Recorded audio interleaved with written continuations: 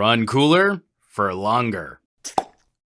Last year, I shot a video on the Xperia 1 to highlight Sony's adaptive charging tech, a feature we're starting to see more and more on manufacturers today, but I don't think Sony got enough credit for helping user battery health. This philosophy is back on the Mark II with another battery management feature that could be huge. News broken by the folks at XDA, make sure you show them some love and tell them Juan sent you. Called HS Power Control, the idea is to reduce heat by not charging your battery when the phone is plugged in. I know! Go with me here for just a sec. Instead of topping off that battery while running your CPU and GPU hard, HS Power Control will power the phone over the charge cable without adding the extra thermal stress of juicing your battery at the same time. And this is kind of a big deal. One of my fears for phones is we're trying to drive them harder or use them to replace laptops. More aggressive use means faster battery degradation.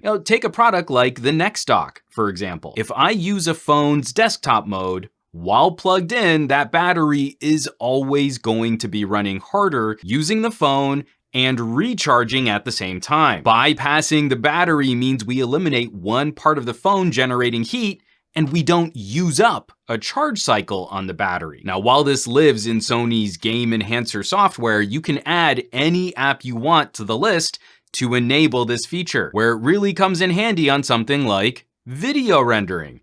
It might make you a little nervous to run your phone hard for a sustained period of time while plugged in. I'm gonna be testing this a little bit harder for the full review, but doing a quick comparison on the Mark II, chewing up some UHD video in Power Director, the phone runs cooler to the touch, and the battery doesn't seem to get as warm when I try to jump out of Power Director to check what hardware is reporting. It's billed as a gaming feature, but this is huge for professional applications. Using the cameras while it's connected to a power source. Using the Mark II as a remote viewfinder for a standalone camera. Better power management brings us another step closer for our phones being able to displace laptops and tablets for heavier lifting, without sacrificing the longevity of the phone side of the equation. Again, Sony deserves a ton of credit for some smart power features. And this is just a quick little feature video. I'm gonna have a lot more to share as I dig through what the Mark II can really do, so stay tuned.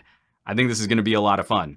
Thanks so much for watching, sharing, subscribing, and I'm gonna catch y'all on the next video.